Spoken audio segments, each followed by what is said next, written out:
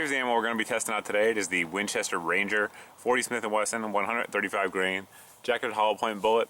Item number is Q4368. Very light bullet for the caliber. One thing I just want to point out is these are not the Ranger T series. You can take a close look here at the bullet and you'll see the difference if you look at, like, say this one, which is a Ranger T. You can see that the talons are cut into this one where they are not on the round that we're reviewing today. We'll see how that impacts the test going forward. Up next, we're going to take a look at the gun, then chronograph these loads, and then check out the gel test. You guys have seen the ammo that we're using in today's test. Here's the gun. It's the old school Gen 2 Glock 22 pistol. And we'll go ahead, shoot the gel next to see how that 135 grain round performs.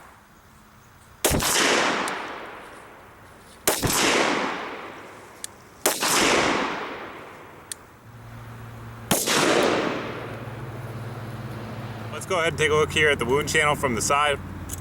As you can see, basically right when it entered the block, it started to expand. Within about an inch, it opens up pretty wide. The permanent cavity continues all the way down until about the 8-inch mark, where the round settles down a little bit. Continues on, travels down past the 16-inch mark, which is the first block, into the second block, and the leading edge is right at 18.5 inches, which is quite surprising to me. But we're gonna go ahead, pull it out of the block, and see what it looks like after the overhead shot next. And here's the overhead shot I was talking about earlier. You can see the permanent wound channel a little bit better from the top, I think. Move it on down, and go ahead and see it punches right through that second block, and stops right about the 18-inch mark, I guess, not the 18.5-inch mark like I said earlier. Looks like we got some guests from above. Pulled the bullet out of the gel block, cleaned it up a little bit, and there you can see the retained weight of 8.7 grams. And there you see the expansion at 0.58 inches.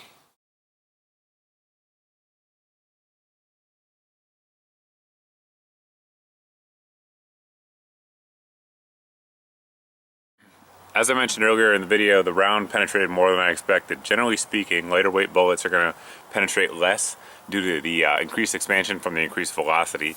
That said, my guess is the reason this one penetrated as well as it did is due to the fact that the expansion wasn't quite so much. If you guys take a look at a few of my other 40 caliber gel tests, you'll see the expansion was greater than some of the other bullets that we've tested here on the channel. So my guess is less expansion, less drag as it was going through that gel block, which is what allowed that bullet to penetrate up to the 18 inches that it did penetrate.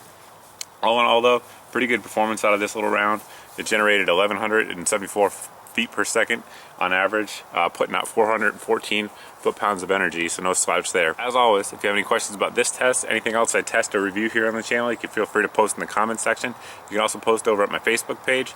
And thanks for watching, thanks for subscribing, and we'll see you guys in the next video.